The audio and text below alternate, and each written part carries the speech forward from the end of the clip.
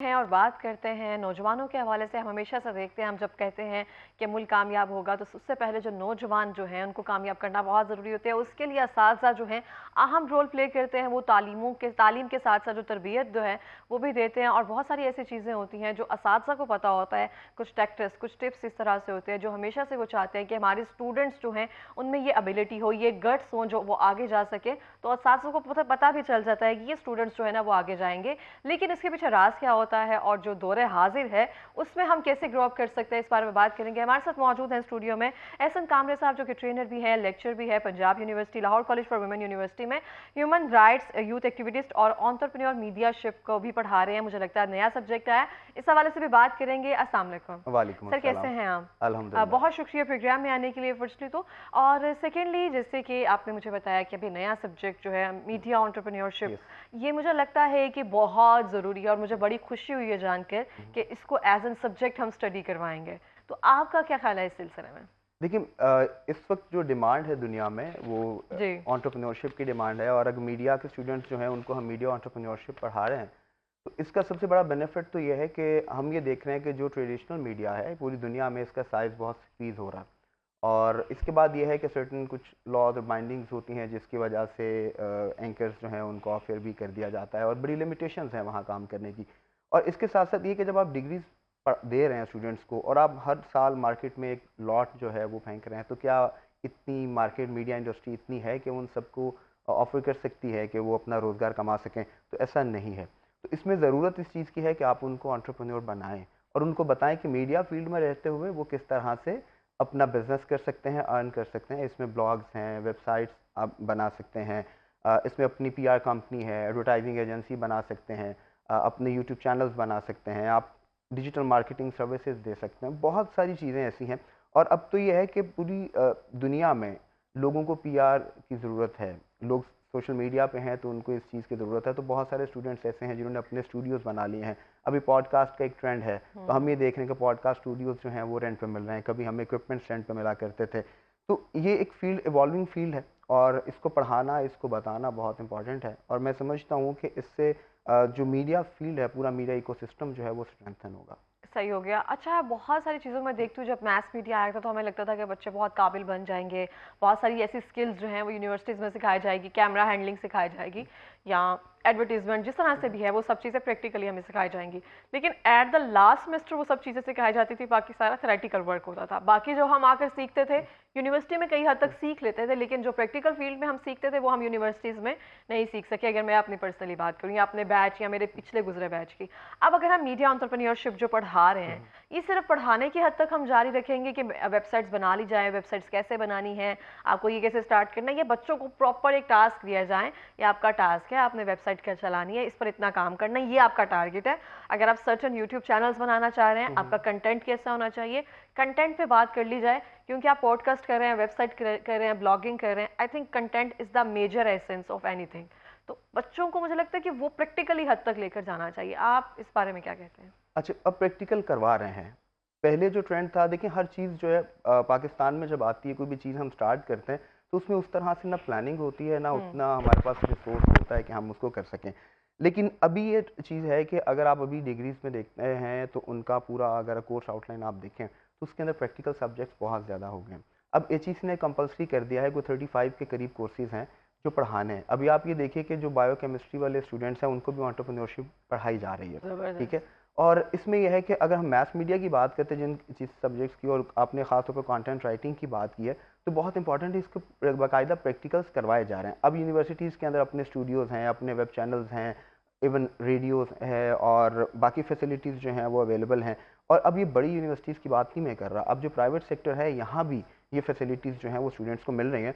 और जब आप उनको ऐसे सब्जेक्ट्स पढ़ा रहे हैं जैसे मीडिया एंटरप्रेन्योरशिप है, डिजिटल मार्केटिंग है, आप, और ये सारे वो कोर्सेज़ हैं जिसमें आप एसईओ भी उनको सिखा रहे हैं, आप कंटेंट राइटिंग भी सिखा रहे हैं, आप प्रोडक्शन भी सिखा रहे हैं, आप पीआर एडवर्टाइजिंग भी उनको पढ़ा रहे हैं। तो ये सारे वो कोर्सेज़ हैं जो प्रैक्टिकल कोर्सेज़ हैं, और स्टूडेंट्स इनसे ना सिर्फ लर्न कर रहे हैं बल्कि अर्न भी कर रहे हैं। और बहुत सारे मेरे अपने ऐसे स्टूडेंट्स हैं, और अब हम देखते हैं कि यूनिवर्सिटीज़ में बहुत सारे स्टूडेंट्स एज एन इन्फ्लुएंसर भी काम कर रहे हैं कुछ अपने। और अब हम उनको बताते हैं, उनको केस स्टडीज़ पढ़ाते हैं, और उनको साथ में ये भी बता रहे होते हैं कि अभी, और मीडिया एंटरप्रेन्योरशिप इस वक्त सेकंड सेमेस्टर में पढ़ा रहे हैं। तो बहुत अच्छी ठीक है। बात है ना कि हम इस 6 सेमेस्टर में नहीं लेके गए, बच्चे बड़े हो जाएंगे फिर सिखाएंगे सिखाएं। कैसे बिजनेस यस। करना है।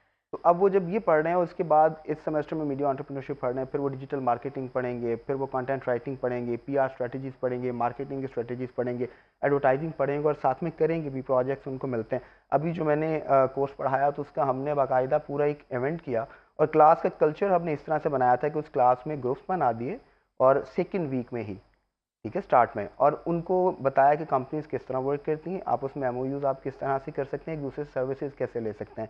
एक डिजिटल मार्केटिंग कंपनी बनाई, एक एडवर्टाइजिंग कंपनी बनाई, एक इवेंट मैनेजमेंट कंपनी बनाई, एक यूट्यूब चैनल बनाया, एक ब्लॉग बनाया, एक पीआर कंपनी बनाई, और उनको बताया कि कंपनीज के स्ट्रक्चर्स क्या होते हैं, किस तरह से आप काम कर सकते हैं, और सब एक दूसरे से सर्विसेज ले रहे थे। तो उन्होंने प्रैक्टिकली वो किया और उसके बाद उसका हमने प्रोजेक्ट डिस्प्ले किया, जो कि थर्ड सेमेस्टर के स्टूडेंट्स जो हैं उनका प्रोजेक्ट डिस्प्ले, और हम ये फाइनल वंडरफुल। ईयर्स में देखते और ये होते हैं। बहुत अच्छी बात होती है, मुझे सुनकर बहुत अच्छा लगता है। लेकिन जिस तरह से हम एमएस करके भी इवन मुझे समझ आती थी कि प्रैक्टिकल वर्क, हम जो कहते हैं कि प्रैक्टिकल वर्क होता है, वो प्रैक्टिकल वर्क असल में नहीं था।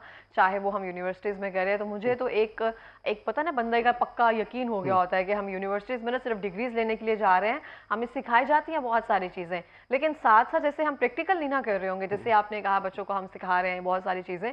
अब अगर कुछ भी है तो हम जैसे स्टार्टअप लेना चाह रहे हैं, बच्चों को चाहिए कि अपना प्रोडक्ट लेकर उसको लॉन्च करें, समथिंग इस तरह से बहुत सारी चीज़ें हैं जो कर सकते हैं बच्चे। और कर रहे हैं। अब यूनिवर्सिटीज़ के अंदर दैट्स में वेरी गुड। इंक्यूबेशन सेंटर्स मौजूद हैं।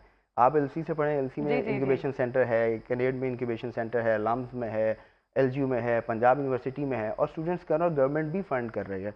अभी बल्कि गवर्नमेंट ने जो इनिशिएटिव लिया है कि आपके पास कोई आइडिया है तो उस पर आपको 10 लाख तक का लोन मिल लोन सकता मिल है। सकता है, और इसके बाद 3 करोड़ तक है, लेकिन वो बड़े दूसरे बिजनेसेस के लिए है। तो हम स्टूडेंट्स को बता रहे हैं, गाइड कर रहे हैं कि आप इंक्यूबेशन सेंटर में जाएं, अपना आइडिया लेके जाएं, वो आपको उस आइडिया को रिफाइन करेंगे, वहाँ एक्सपर्ट्स हैं जो आपको गाइड करेंगे आप किस तरह से आगे चल के काम कर सकते हैं। और मैं बल्कि आपको, हम किसी दिन दावत भी देंगे कि आप विजिट करें। अब चीज़ें बहुत चेंज हो गई हैं और बहुत बेहतरी आ रही है। बिल्कुल इस तरह से है। अच्छा, हम देखते हैं कि बच्चों में एक, हम कहते हैं कंपैरिजन नहीं होना चाहिए स्पेसिफिकली ना, हम बच्चों को बहुत ज़्यादा कंपैरिजन कर देते हैं बच्चों को, इवन बड़े होकर भी ना, कि वो फला फील्ड में काम कर रहा है, वो इस तरह से काम कर रहा है। अब बच्चे खुद भी एक्टिव हैं, तो आपको लगता है कि एज एन टीचर जब आप बहुत सारे बच्चों को देखते हैं, उनको गाइड करते हैं, लेकिन फिर भी उस्ताद तो ऑब्वियसली उस्ताद होता है ना, तो हमें पता होता है कि बच्चे कहाँ लैग कर रहे हैं, तो अभी भी बच्चों को कंपैरिजन उनका करना चाहिए या कंपैटिटिविटी जो है वो सिखानी चाहिए? देखिए, कंपैरिजन बनता ही नहीं है।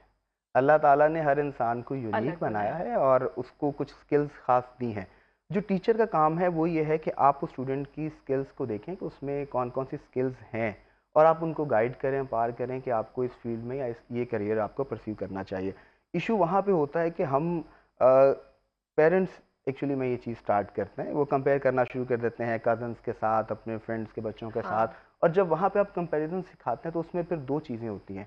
आप, एक तो आपके बच्चे में जो कॉम्प्लेक्स आ जाता है, इंफीरियॉरिटी कॉम्प्लेक्स आता है, क्योंकि जब आप कंपेयर करते हैं आप ये नहीं बताते आप अच्छे हैं, आप कंपेयर उस वक्त करेंगे जब आपको लगेगा दूसरे का बच्चा अच्छा काम कर रहा है, तो फिर आप उसके साथ कंपेयर करते हैं और बच्चों में फिर एंजाइटी, डिप्रेशन और चिड़चिड़ापन आ जाता है। तो ये सारी चीज़ें जो हैं ये आगे चल के फिर ये किस चीज़ में कन्वर्ट हो जाती हैं, हसद में कन्वर्ट हो जाती हैं, और हसद तो वैसे इंसान को खा जाता है बहुत बुरी तरह। तो कंपैरिजन नहीं करना चाहिए, बल्कि आप उनको, उनकी जो पॉजिटिव साइड है बच्चे की वो पहचानें, चाहे वो पेरेंट्स हों, वो टीचर्स हों, और आप उसको एनकरेज करें। और मैंने अभी तक के अपने एक्सपीरियंस में ये देखा है कि मैंने जिसको भी एनकरेज किया, वो मतलब वो स्टूडेंट मैंने देखा कि जो बहुत पुअर है, बहुत, और वो उसमें कॉन्फिडेंस भी नहीं है, लेकिन जब उसको एनकरेज किया, उसको बताया कि अल्लाह ने कौन सी स्किल्स आपको दी हैं और आपने अपनी पर्सनैलिटी पे किस तरह से वर्क करना है। हम पर्सनैलिटी डेवलपमेंट नहीं नहीं सिखाते, काम करते हैं उस हम पे, हाँ। हम कम्युनिकेशन की बात करते हैं, लेकिन मैं कहता हूँ कम्युनिकेट तो हर कोई कर रहा है, जो नहीं बोल रहा वो भी कम्युनिकेट कर रहा है, मैसेज दे रहा है, नॉन वर्बल कम्युनिकेशन है। तो हमें काम जो है वो इफेक्टिव कम्युनिकेशन के ऊपर करना चाहिए।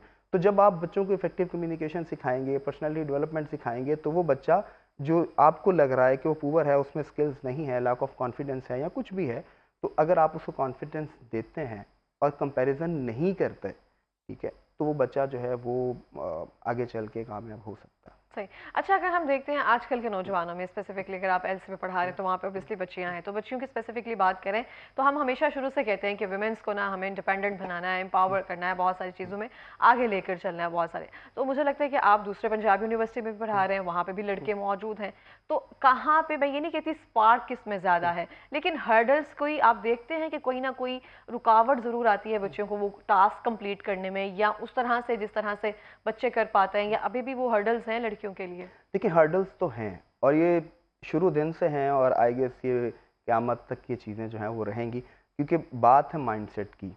और दूसरा ये है कि हमने ये भी देखना होता है, जब हम गर्ल्स की बात करते हैं तो उसमें यह है कि पेरेंट्स भी सोचते हैं कि बड़ा एक प्रोटेक्टेड एनवायरनमेंट होना चाहिए। तो इसमें यहाँ पे गवर्नमेंट का आता है, लॉ एंड ऑर्डर और सिक्योरिटी, ये एक चीज़ मैटर करती है। लेकिन दूसरा ये है कि हमारे यहाँ जो जब मैं जाता हूँ किसी भी सेमेस्टर को पढ़ाने के लिए और जब मैं स्टूडेंट से इंट्रोडक्शन लेता हूँ और उनसे पूछता हूँ कि आप ये डिग्री क्यों कर रहे हैं, तो मैक्सिमम गर्ल्स के पास इसका आंसर नहीं होता। बहुत कम लोग हैं जिनमें क्लैरिटी होती है। एग्जैक्टली।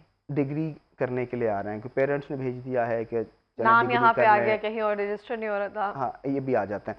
तो ये एक इशू है, लेकिन मैं ये देखता हूँ कि हमारी जो वुमेन है या फीमेल स्टूडेंट्स हैं, इनमें पोटेंशियल बहुत ज़्यादा बहुत है है। और ये काम करते हैं, इनमें डेडिकेशन है, कमिटमेंट है। और सबसे बड़ी बात यह है कि उनके लिए ऐसा एनवायरनमेंट अभी पाकिस्तान में उतना फ्रेंडली नहीं है जितना होना चाहिए, लेकिन इसके बावजूद अगर वो परफॉर्म कर रही हैं तो इसका मतलब उन्हें बहुत पोटेंशियल है कि वो सारी हर्डल्स को ओवरकम करते हुए इस सोसाइटी के अंदर अपना नाम भी कर रहे हैं, मुल्क का नाम भी रोशन कर रहे हैं, और जिन यूनिवर्सिटी से या स्कूल कॉलेज इंस्टीट्यूशन से वो निकलते हैं वो उनका नाम भी रोशन कर रहे हैं। और हमने ये देखा है कि जब भी कोई अच्छा काम करता है, किसी को कोई अचीवमेंट होता है, तो हम उसको सेलिब्रेट करते हैं। अब ये ट्रूली कल्चर ऐसे ही है। पाकिस्तान में जो है वो चीज़ें पहले से बहुत बेहतर हुई हैं और यकीन है कि आगे चल के और बेहतर होंगी। लेकिन आपने जो सवाल किया उसमें ये है कि लड़कियों को हर्डल्स हैं, लेकिन उनमें पोटेंशियल बहुत है। और मैं समझता हूँ कि वो लड़के जिनके पास सारा एक साजगार माहौल है, वो उतना अच्छा परफॉर्म नहीं कर रहा है जितना अच्छा गर्ल्स परफॉर्म कर रही है। बिल्कुल इस तरह से स्पार्क तो हमें ऑब्वियसली बहुत है, लेकिन बहुत सारी चीज़ें ऐसी होती हैं कि वालिदैन को सपोर्ट को करने की बच्चियों को बहुत ज़्यादा ज़रूरत होती है। बहुत सारी बच्चियाँ होती हैं, जैसे ना सर ने एक बड़ी अच्छी बात की है कि क्लैरिटी नहीं है कि वो डिग्री कर क्यों रही हैं, इसके बाद वो क्या करियर जो है वो परसू करेंगी, आगे किस तरह से लेकर चलेंगी। उनको ये भी क्लैरिटी नहीं है कि इसके बाद हम कमा सकेंगे या नहीं, यस। हमें जॉब करने दी भी जाएगी कि नहीं। तो हमें लगता है कि आपको लगता है कि यूनिवर्सिटीज़ में या फिर असातिज़ा का ये किरदार होना चाहिए कि बच्चियों को ये चीज़ें कर दी जाए कि अगर आप ऑन कैमरा नहीं काम करना चाहते हैं, आपने मुझे खुद से इतनी सारी चीज़ें बता दी, वेबसाइट्स है, ब्लॉगिंग है, तो वो तरीक़ाकार आप रखें, इसको प्रैक्टिस में लाएँ, प्रैक्टिकली करें आप काम, चाहे बाद में आपकी शादी हो, घर वाले करने दें ना दें, घर बैठ के तो सारे फिर करने देंगे। मैं उनको जो एक चीज़ बता रहा हूँ ना, वो ये है कि जो फाइनेंशियल एम्पावरमेंट है वो बहुत ज़रूरी है। ट्रूली। और मैं उन्हें ये कहता हूँ कि इंसान को अगर द आर्ट ऑफ सेलिंग आती है, तो जो हमारे जूतों के नीचे मट्टी है, जिसको हम बाहर पाँव साफ़ करके आते हैं, जूते साफ़ करके अंदर आते हैं, तो जिसको मट्टी बेचना आता है वो भी करोड़ों रुपए कमा रहा है। तो उन्हें ये कहता हूँ कि आपके पेरेंट्स अगर परमिशन नहीं देते हैं आगे चल के, फॉर एग्जांपल आप खुद भी नहीं चाहते कि मैंने ऑन कैमरा, ऑन स्क्रीन काम नहीं करना, तो आपके पास वो स्किल्स होनी बहुत सारी चाहिए कि चीज़ें हो आप रहा घर है। बैठ के काम करो। अब देखें, जब हम मीडिया एंटरप्रेन्योरशिप पढ़ा रहे हैं, हम ई कॉमर्स और ये वाले सब्जेक्ट पढ़ा रहे हैं, अभी तो बल्कि मुझे एक यूनिवर्सिटी से कांटेक्ट किया कि उनकी कोर्स में जो डिजिटल करेंसी है वो उसको शामिल किया गया। और वो crypto, bitcoin yes, something, okay. और वो मुझे ये पूछ रहे थे कि हम इसके कम्युनिकेशन के साथ किस तरह से रिलेट करके पढ़ा सकते हैं। तो हमने उस कोर्स को डेवलप करने में मिलके काम किया कि आप इस कोर्स को किस तरह से बेहतर कर सकते हैं। तो ये चीज़ें अगर हम पढ़ा रहे हैं अब यूनिवर्सिटीज़ के अंदर और स्टूडेंट्स अगर इस पे काम करते हैं, तो वो अगर ऑन स्क्रीन काम नहीं करते हैं तो बिहाइंड द कैमरा इतना काम है, अपॉर्चुनिटीज़ ये बहुत बहुत हैं। अपॉर्चुनिटीज खुद एंजॉय कर क्रिएट करने सकते की हैं। ज़रूरत है हमें, यस। बाकी सब चीज़ें तो वैसे ही मौजूद होता है, कैटेगरी क्रिएट करना पड़ती है। हमारे पास लास्ट 1 मिनट है, कोई पैगाम देना चाहेंगे इसमें? पैगाम सिर्फ ये है कि काम, काम और बस काम। यही है सक्सेस का, कामयाबी का जो फार्मूला है कि काम करें, अपने खुद पे, सेल्फ पे काम करें, अपनी पर्सनैलिटी डेवलपमेंट पे काम करें, अपने स्किल्स पे काम करें, अपने गोल्स पे काम करें, ताकि आपकी लाइफ में क्लैरिटी हो। और जब आपकी क्लैरिटी होगी तो सक्सेस जो है वो आपके हाथ में है। कभी ना कभी ज़रूर मिलती है। बहुत शुक्रिया प्रोग्राम में